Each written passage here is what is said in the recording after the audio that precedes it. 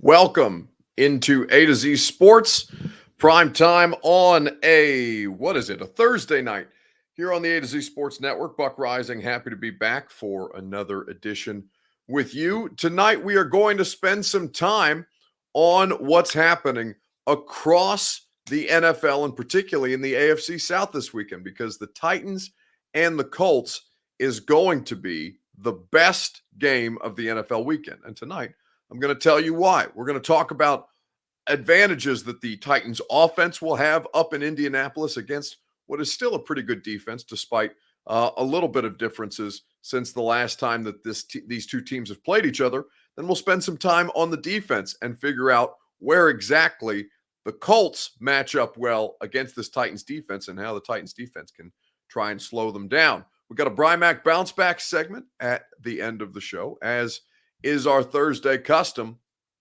And over the course of tonight, we'll spend a lot of time, obviously, talking about Titans football.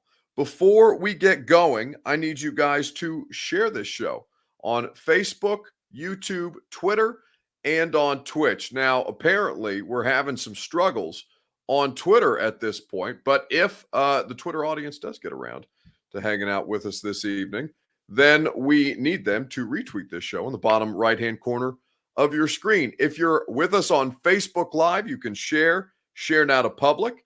That is how you get the people going on Facebook Live and make sure that they're involved in our Titans conversation tonight. If you're on YouTube or on Twitch, please subscribe to the A to Z Sports channel, where you can hang out with us 7 days a week and more often than not, twice a day. A lot of great content coming to you across the A to Z Sports live streaming network, particularly here in Nashville. And now that more of you are here, we can talk about Nashville's local professional football team. Some Titans talk on this Thursday. Let's get it going. Welcome into A to Z Sports prime time on a Thursday from the DraftKings Sportsbook Studios. I'm your host, Buck Rising. I'm proud, as always, to be presented to you by the fine folks at Two Rivers Ford. Two Rivers Ford since 1983, the best in the business.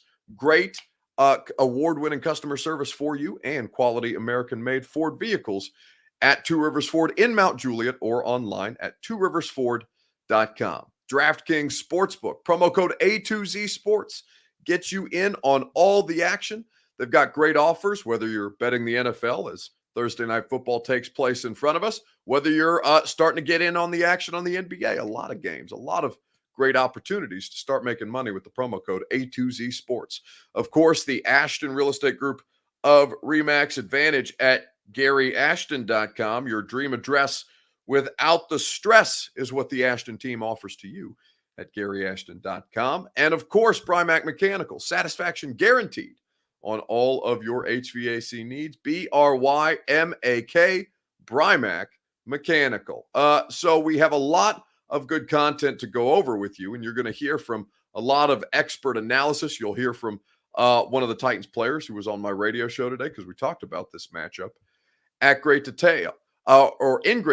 So where I want to kind of look at this is, you know that this is an incredibly impactful and important game for the Tennessee Titans to be secure in their position at the head of the AFC South. Should they lose this game, the Colts pull within one game back of the division title or of the division lead, and it creates problems down the stretch because the Titans do have a much, much easier schedule after they get past the Los Angeles Rams game. But right now would be your opportunity to really kill the Colts' chances of making any kind of a push, either for a wild card spot or otherwise. This is a perfect opportunity to just end it flat out and have it done before November even begins in the NFL and things start to get ramped up for the postseason. As Corey D. Jackson Sr. says on Facebook Live, we close the door this Sunday talking about the Tennessee Titans, and they do have the potential to close the door this Sunday in Indianapolis, in Lucas Oil. The question is, how can they go about doing it? Lucky for you, that's the whole thesis of the show tonight. We're going to start with the offense. In fact, let's get your Two Rivers Ford take. Let me know on Facebook, YouTube, Twitter, and Twitch What matchup most favors the Titans offense versus the Colts on Sunday? Let me know in the comment section on Facebook, on YouTube, on Twitch, on Twitter. We'll talk about it at length together right after I tell you about Two Rivers Ford. Two Rivers Ford has so many great things for you when you go visit them in Mount Juliet. And in fact, you probably know Two Rivers Ford long before I started telling you about them. Two Rivers Ford has been around for nearly 40 years in Middle Tennessee as a locally owned, family-run business. John Barker's Two Rivers Ford is what you see on the graphic in front of you. John Barker, his son Matthew, involved every day in the day-to-day operations, and they are a part of the reason, their family is a part of the reason, why Two Rivers Ford is so embedded in the community. And best of all, at Two Rivers Ford, you know that they're always going to maintain fair, honest, and upfront pricing, no matter what happens in this crazy world, whether it's supply chain distribution issues, just supply chain disruptions, which we're all experiencing, whether you've ordered furniture or maybe a coffee maker for your house. You know that things are hard to come by right now because of the way that COVID has kind of shaken all of our lives up. Two Rivers Ford maintains their fair, honest, and upfront pricing, where others may use that as an excuse to jack the prices up on you. That's not what they do at all at Two Rivers Ford. It's why they're the best in the business. It's why I trust them with my business, and it's why you should consider that trusting them with your business when you go visit them in Mount Juliet or online at tworiversford.com. So, what matchup for the Titans offense best favors Tennessee against this Colts defense? Lewis Chesney says, I'm in Facebook jail. What misinformation are you spreading, Lewis? What have you done to deserve Facebook jail? Whatever it is, it's probably deserved. Do better and learn from this mistake. Jeff Rubel says Wentz isn't playing on two sprained ankles. Well, we'll talk about Carson Wentz here more at length, but let's first start with the Tennessee Titans offense and how they square up against the Indianapolis defense. For Dom Odell, it's the trenches. So you still have DeForest Buckner on the opposite side of things. And when last I looked at the Titans injury report, Titans and Colts injury report, in fact, I'll pull the thing up in full so we can go through it together, because the Colts are not nearly as banged up as the Tennessee Titans are. A lot of limited and DNP, a lot of limited participants and DNPs for the Tennessee Titans this Thursday. But the trenches, the Titans offensive line, and understanding they had a lot of guys again go down. They haven't been able to string together back-to-back consistent. Well, before I say it, they had a couple of good games. They probably had 3 good games together, right? Seattle, I thought there was room for improvement, but it was a good performance, and they obviously were a big part of helping Derrick Henry break that game open in overtime. Then to come home for Indianapolis, I thought they played well there, even if the rushing statistics weren't overwhelming. I really thought that there was a lot of progress being made for the Titans throughout the course of the last, let's say, 3 or 4 weeks. And then again, the injury bug has disrupted them, right? We don't know what Taylor Lewan's availability is going to be just yet for Sunday, but he has been a full participant the past 2 days. That's a good sign. You were working with Bobby Hart, the third string left tackle, a dude who you basically just pulled off the street. He goes in and really, he's allowing some pressures, but as far as the run blocking is concerned, that's kind of an issue. Now, DeForest Buckner is a big problem, and he looks not as overwhelming without Danico Autry there next to him. Fortunately, if you're a Titans fan, he plays for your professional football team at this point. But I struggle. I will say, Dom, that their first half in particular, the Colts, against the San Francisco 49ers offense, which is obviously primarily run-based, they were allowing a lot of yardage on the ground. And I think that is, we'll see whether the Titans can kind of capitalize on that, given that they may have no choice and that's been really a difficult thing for them to kind of establish consistently throughout the course of the first couple of, for this first part of the season. Wentz will choke under the pressure. We'll save it, Mark. We'll talk about Carson Wentz because right now he's not choking under the pressure. In fact, he's playing really damn good football. Something I've been thinking about all week, says Tyree Beatty, Every team has a Tannehill or better, but no one, and I mean no one, has close to a Derrick Henry. It's true. And listen, Derrick Henry gave the Colts the business. He had 114 rushing yards in that first game, and it wasn't all that efficient, but he was a big factor in that game, if not just to attract attention from a limited passing game that the Titans had at the time of the Indianapolis Colts game in Week 3. Right? That was the first moment where you started to see kind of, I won't call them red flags, but kind of a management situation for Julio Jones, because that was the point where his hamstring started to kind of act up on him. But you're correct. Nobody has a Derrick Henry. And in fact, I talked to Titans right tackle David Quessenberry about Derrick Henry versus Darius Leonard today. How much do you have to be aware of where he's lining up at any given point? Yeah, he's a fantastic player, great instincts.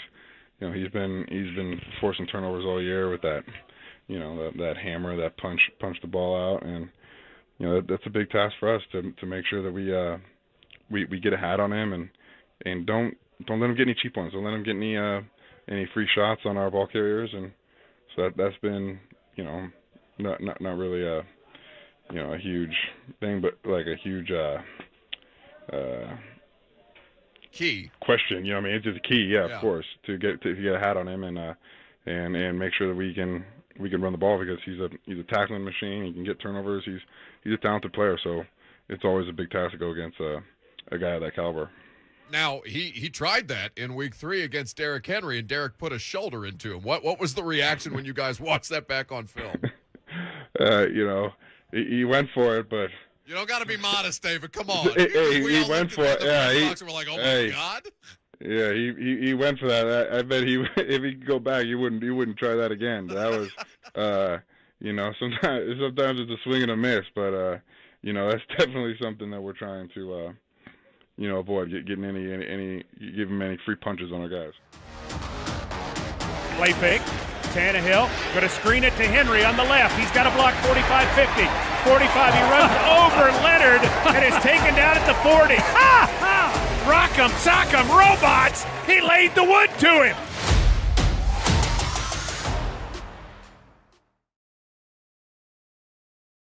So you're right in saying that nobody has a Derrick Henry, and Derrick Henry is going to factor in once again in a big way. Now, he was not happy after this game against the Chiefs. The offensive line did struggle. Derrick Henry was I don't want to say he wasn't stopped, but he was held down.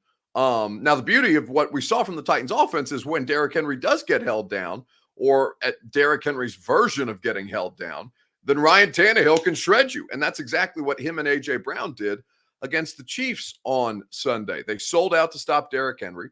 They were having a fair amount of success with it. When you hold Derrick Henry to 3 yards per carry, you're having a pretty good day.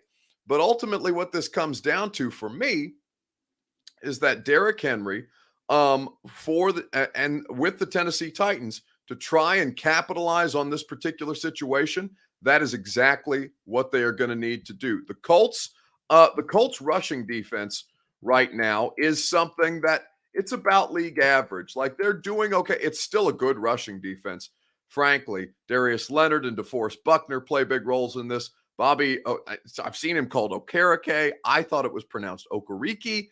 Either way, Bobby is playing high-level football right now. And the Colts are allowing just 4.2 yards per carry from opposing running backs. Now, the Titans are allowing 4.5, which is just slightly higher. So a bunch of teams tied for 4.4.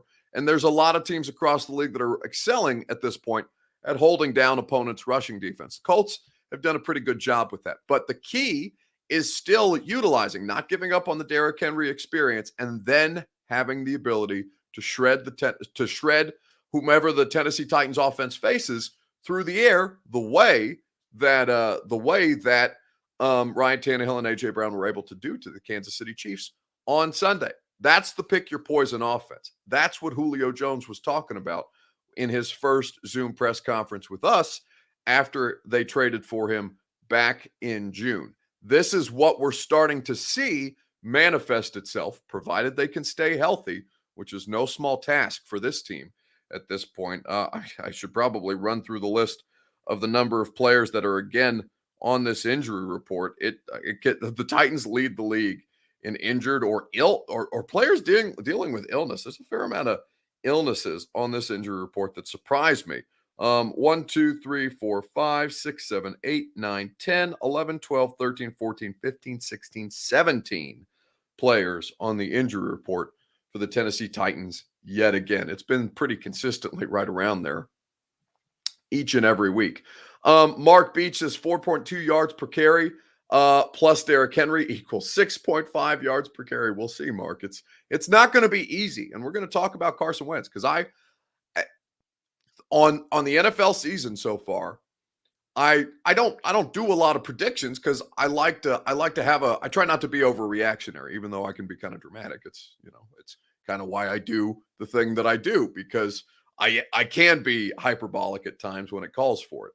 And I thought certainly that one of those overreactions, or at the time I didn't think it was an overreaction, I thought Carson Wentz was going to stink this year. And in fact, he has 2017 MVP pace Carson Wentz numbers with the Indianapolis Colts. We'll talk about Carson Wentz, and you'll hear from their version of Coach Dave McGinnis, Coach Rick Venturi, who comes on my radio show every time the Titans play the Colts and breaks down their side of things and does a really, really exceptional job. And you'll hear from Coach Venturi about Carson Wentz later on in the show. But the Titans are going to have to go blow for blow with this Colts team. And really, it was like that even when Wentz was on a couple of bad ankles. It was down to the wire, if you'll remember correctly, even then. So we know that this is not going to be an easy game for the Tennessee Titans to come out and win. Really, Titans lead the league in injuries, says Karen O'Keefe. Wow, I think the Ravens are up there too, Karen. I don't know off the top of my head how many, who's got the most, but it's pretty impressive that both teams at this point are sitting at 5-2 with all the injuries that they have sustained. We're going to lose to the Colts and go back to saying same old Titans, says Assad. No, I mean, it depends on how you lose, right, Assad? If you get your ass kicked up there in Indianapolis, then yeah, it's going to be a conversation about same old Titans. But I don't think they are. I mean, they don't. Like the Jets game seems so much smaller. The Jets loss, seems so much smaller when you consider what they've looked like, what they've been dealing with, the fact that came down to an overtime missed 49-yard field goal that would have ended it in a tie. It doesn't feel same old Titans. I don't think they've been the same old Titans since like 2000, like the first half of the 2019 season. I think this is a much, much different franchise at this point. Jose says our bye week needs to hurry up and get here. Well, your bye week's not until the first week of December, like the last week of November, first week of December. It's pretty late in the year at this point. We're a 1-point dog. That's what we want, says Mark Connor. I mean, you've been a 4-point and a 5-point dog the last 2 games at home. So, 1 point, that sounds pretty good if you're Tennessee.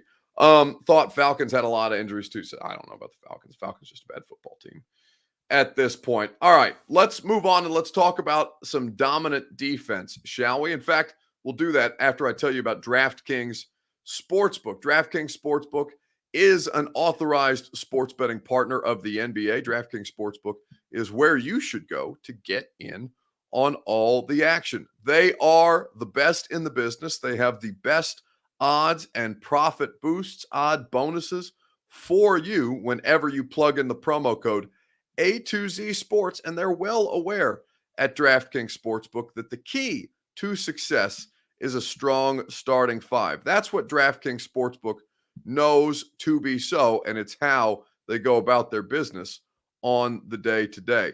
DraftKings Sportsbook is offering you the opportunity to get in on the action with the NBA in particular with this offer that I'm going to tell you about right now. Right now, DraftKings Sportsbook is going to let you bet $5 on any NBA team to win their game. And if they do, you as a bettor on the NBA game will win $200 in free bets. It's just that simple at DraftKings Sportsbook. It's safe, secure, and reliable. Best of all, you can deposit and withdraw your cash whenever you want.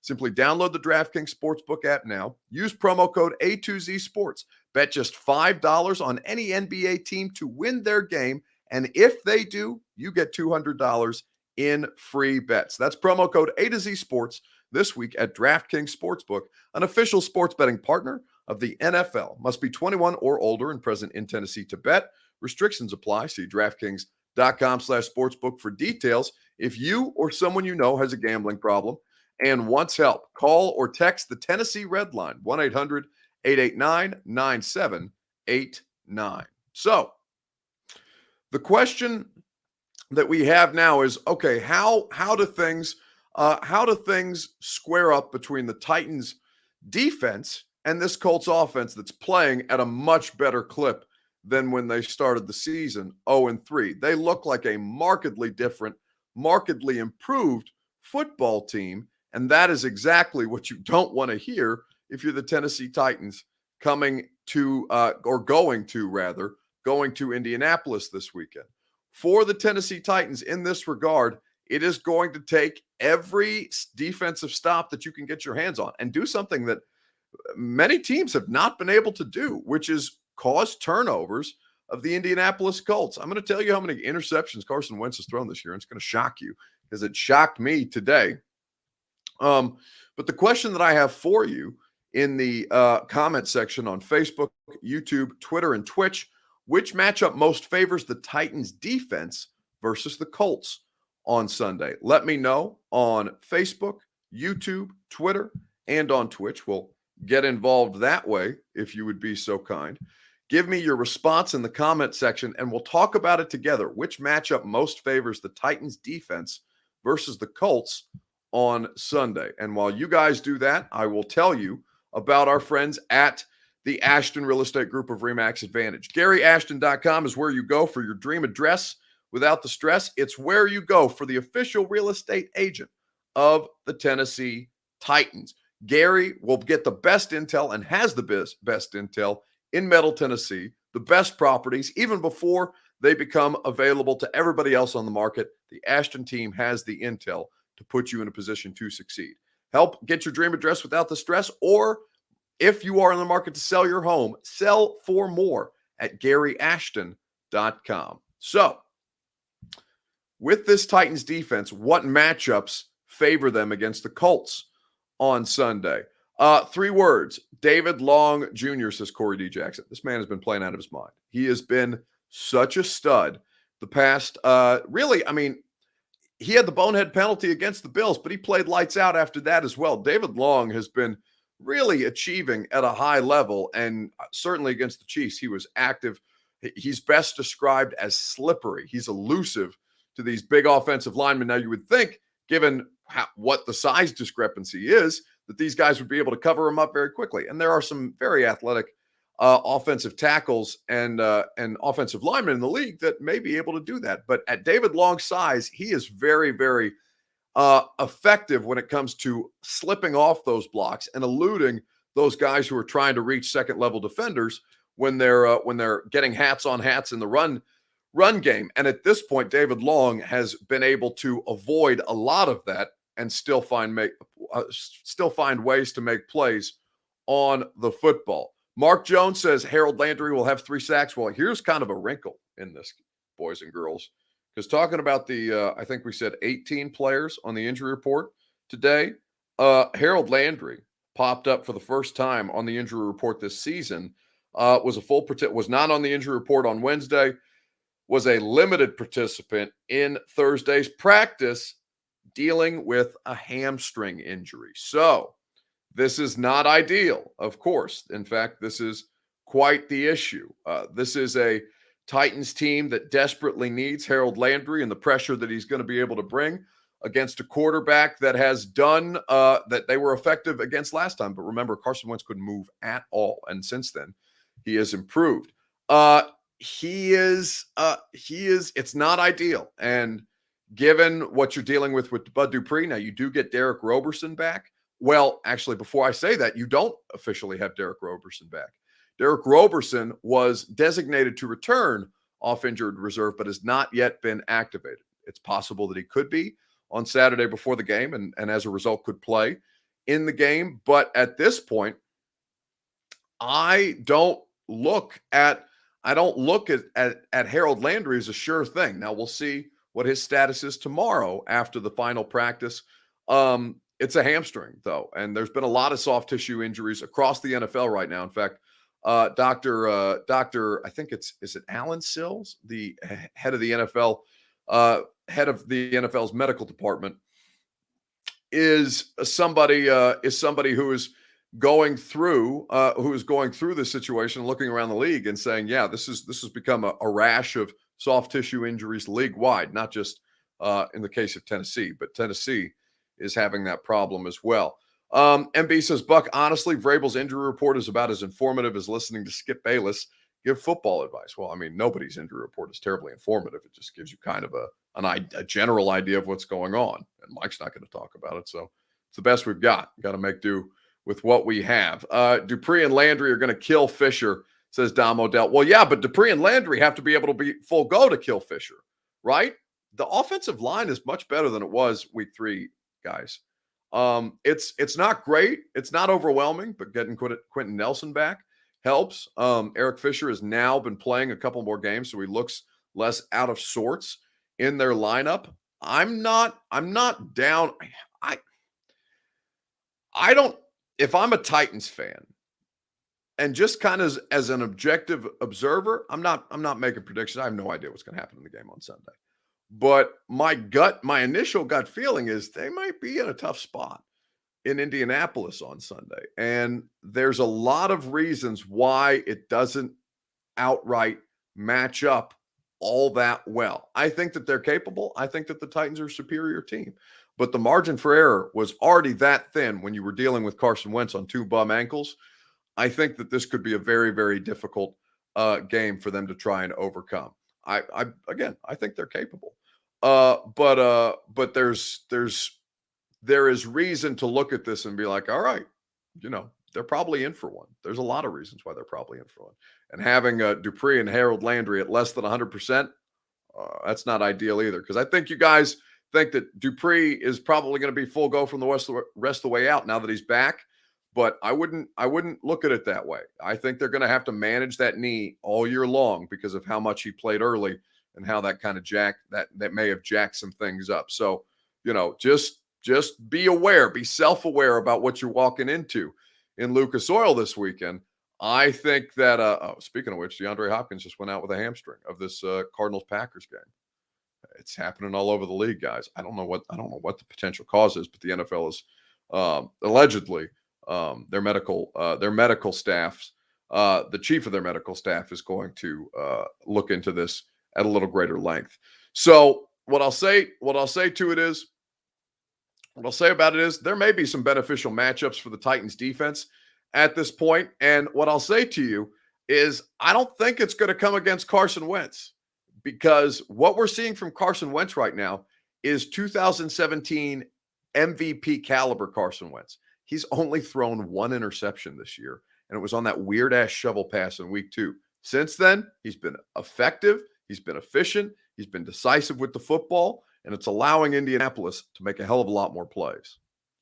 By Indianapolis, and particularly by Carson Wentz, Coach Venturi, because we were going through, kind of catching up on some of the film, and I do a weekly film breakdown podcast with Greg Cosell of NFL Films, and Greg was kind of pointing some things out to me, and the fact that his only interception on the season was that weird shovel pass pick that he threw against the Los Angeles Rams. Are you surprised even watching how much more efficient he's been? Well, I will say yes and no on that. I was asked before they made the deal to, just to give my set of eyes on it. And then after we made the deal, I made a 7-play video, not necessarily to sell it, but just to show them what I saw in him. And I got a 10-play filter out of last year. I didn't even go back to 2017. And I got a 10-play filter that showed everything athletically that he could do. Now, my only concern was, and I've seen this happen so many times, was he broken after the Philadelphia situation? Was he broken? There was never a doubt in my mind. This kid wasn't the number 2 pick in the draft for nothing. This is a superior, talented guy with a humongously high Wonderlic. There isn't anything lacking, okay? And then I kind of said, okay, the reunion with Reich when he played good, Frank knows how to handle a quarterback. I'll give him the benefit of the doubt, and I'm going to be fine with this. So, I expected that we would get some type of play, somewhere between 217 and 219 that would be damn good. What we're seeing right now, Buck, is we're seeing the 217 Wentz. We're seeing the guy who, before he got hurt, was in the conversation for MVP in the league. He did lead the league in 2017 with the best QBR in the league. And I don't know, that's one of the big key statistics that I do care about. And I don't know if you know, Sunday, he came out of there with an 82 QBR. I mean, 79 wins it. I mean, Rodgers won it last year with 79. And I said it this way, he has been for us like kind of reading a really good book. And when you turn every chapter, there's something new. Like last week, Frank used him on the designer runs, the zone reads. He scored a touchdown on it, 3rd and 1. He's a mad bomber. And we have lost that since Luck.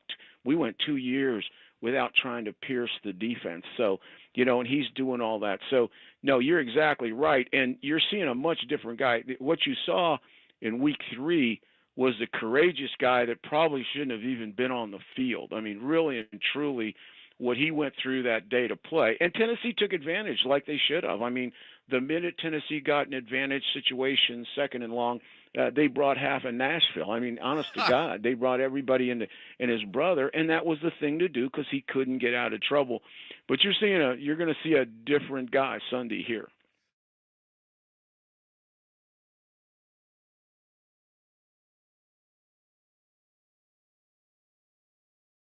That's former Colts coach Rick Venturi on my radio show today, breaking it down. He's now their radio analyst. He's the Indianapolis version of Coach Mack, and he's talking about how much improved Wentz has been. Now, to the Titans' credit, they're playing a hell of a lot better than week 3 too. So I really think this is going to be a great game. I think this is going to be so much fun, and I have no idea who's going to come out victorious because I think both teams are pretty close to evenly matched at this point. I think the Titans do some things better than the Colts. I think the Colts do some things better than the Titans at this point. But I'm so looking forward to heading up to Indianapolis on Saturday morning and seeing how things go down. D-Mac says, or D-Good says, Coach Mack greater than Venturi. Listen, I love both of those men, and they're both really, really damn good at their job. So if you want to have your biases, D-Good, that's fine.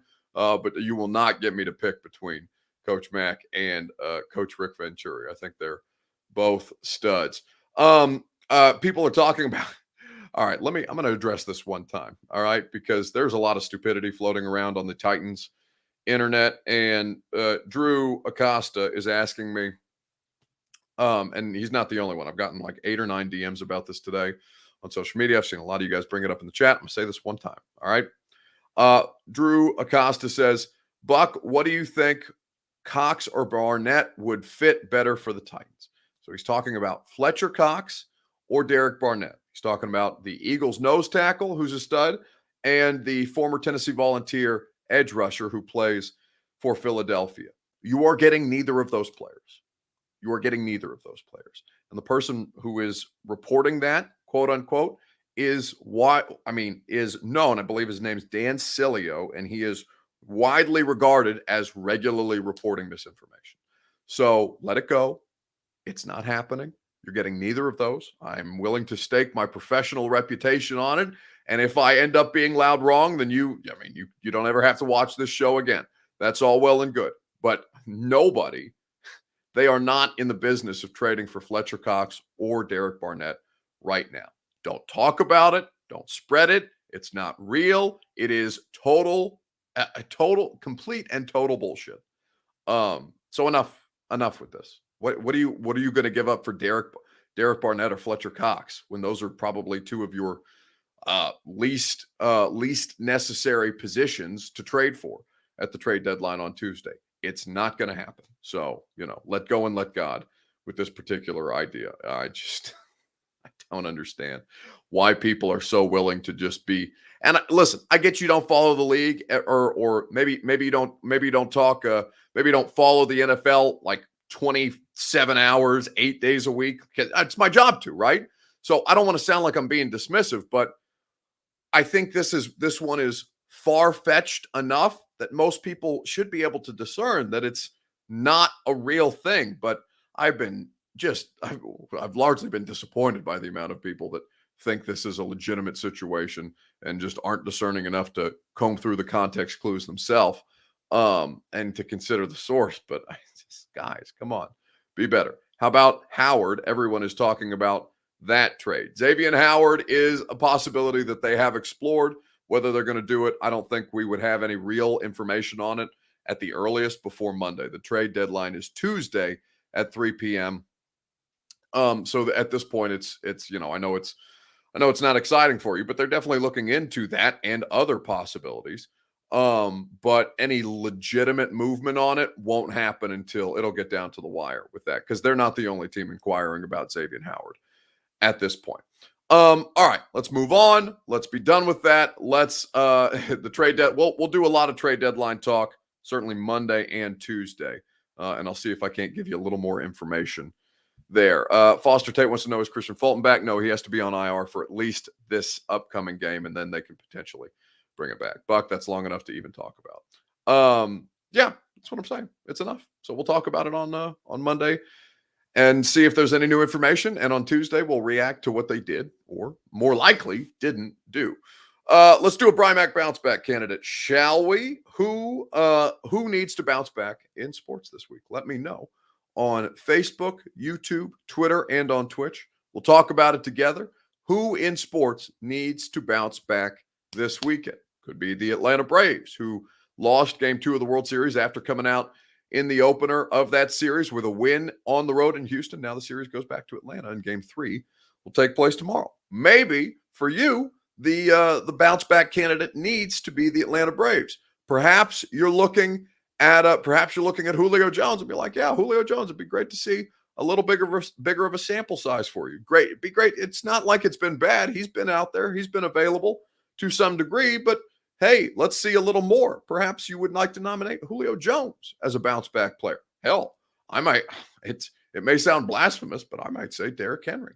Derrick Henry, who had his least efficient rushing performance of the season, and the offensive line in front of him did not play all that well either, against a Kansas City Chiefs team that is pretty underwhelming, but was clearly game planning to just straight up stop the run. Perhaps you would like to nominate Derrick Henry as your bounce back candidate of the week. We'll get to all of yours here in just a second, right after I tell you about the people who present the Brian Mack bounce back candidate. That is Brian Mack Mechanical at BrianMack.com. BRYMAK, Brian Mack Mechanical, is where you go for satisfaction guaranteed on all of your HVAC needs. They are the best in the business. They put you in your comfort zone, which is most important as we get into the cooler weather. BRYMAK, Brian Mack Mechanical, 3 locations in Tennessee and in Kentucky, dedicated to your satisfaction on commercial, residential, ductwork, whatever you need, HVAC-wise.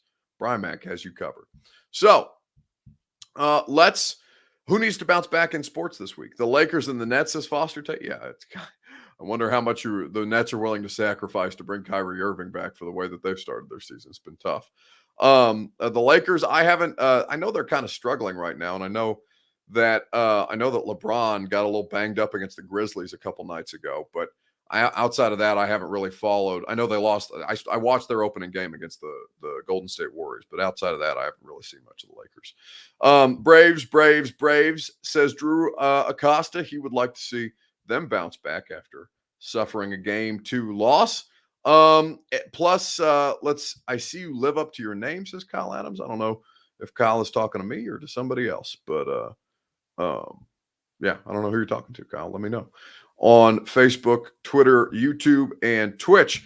Lawan would be nice to see play the entire game, says Kyle. Hell, Lawan, Roger Saffold, Nate Davis didn't play the entire game against Kansas City on Sunday. Their offensive line is in a bad way, man. It's just been David Quessenberry who's been able to hang on for dear life. They really need to get that situation figured out, because as good as their defensive line has been, their offensive line has plenty of room for improvement heading into week 8. Tyree Beatty says Tyree Beatty says Ferkser needs a bounce back. Yeah, it's weird, isn't it? They just don't use the tight ends. I mean, I know Michael Pruitt caught a touchdown from Derek on Sunday, but it seems like with Todd Downing, a lot of those targets that used to go to the tight ends under Arthur Smith, it looks like they just mostly go to the running backs at this point in the screen game, whether it's McNichols or Derek or targeting them on the checkdowns. And maybe it's just a product of how their season has gone so far. But yeah, you really haven't seen a lot, hardly at all. It's been the least productive group on the team right now. Aaron Rodgers just threw an interception on a Hail Mary to end the first half of this Cardinals-Packers game. Pretty interesting game that will be able to get you back in time for the second half in its entirety. But who needs to bounce back? I will say the Braves, because I think that they're fully capable, but I think a win at home would be a massive boost for morale. No, good. When we came in, you want to split. I think that's, obviously you want to win 2, but if you get out of here with a split, then that's a good thing going home. Were you at all surprised that Max struggled early after having a pretty bad start the last time out? I mean, then he settled in and was himself. I'm having a hard time convincing myself that he struggled that much. I mean, it was, the first inning, they did some really good hitting. The second inning when they scored, it was kind of a weird inning. You know what I mean? It wasn't like he was getting banged around, balls that found holes, check swings. It was just, we threw a ball away. I mean, it was just a weird inning. But I thought his stuff was really good. He ended up throwing a lot of pitches for the 5 innings he was out there. But God, I mean, it could have been very easily a different outcome for him, I think, especially in that second inning. So that is Braves manager Brian Snitker talking about the split that Atlanta got on the road in Houston, now coming back for Game 3 against the Houston Astros on Friday. Will be a lot of fun to watch, and we'll see how much more or how much closer the Braves can get to winning a World Series for the first time in quite some time. We're going to talk to you guys the next time on the Primetime Show, Sunday night in Indianapolis. I'm looking forward to getting back up there. Of course, see a lot of people I went to college with, a lot of people I know that moved up to Indianapolis after college and high school. So that'll be a good time, and it'll be a great game to be able to cover. So we'll do the Primetime Show Sunday in Indy. Radio show tomorrow will be a lot of fun. We've got Coach Dave McGinnis. We've got Adam Sparks of the Knoxville News Sentinel to kind of give a what do we want to call it? A mid-season review of where Tennessee is at now that they're officially in their bye week. Enjoy your weekend. We'll talk to you Sunday night. And until then, keep